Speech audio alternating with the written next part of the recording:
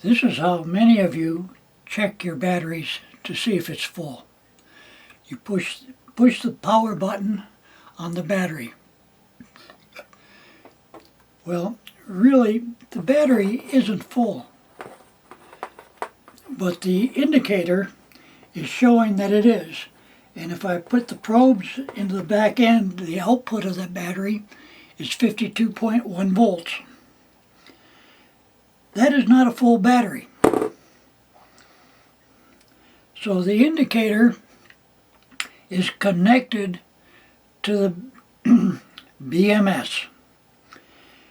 And that is actually reading the battery through an IC chip stationed inside the battery pack.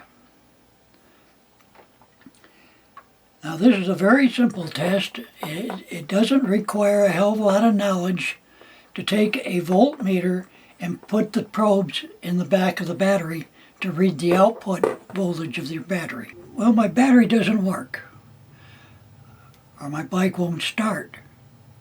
So we come over here and we push the little button down on the indicator, and it says it's full. But we take the meter and we check the output of the battery.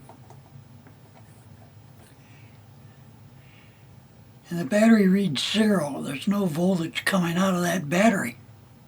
Open fuse. What caused the open fuse?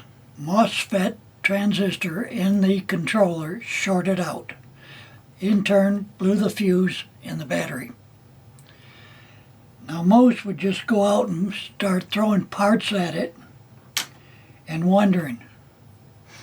Or open up the battery and find out, well, I've got a blown fuse, so I'll put a new fuse in it and that'll be it. Not necessarily so. The only thing that'll blow the fuse is a shorted MOSFET in the controller. Simple as that.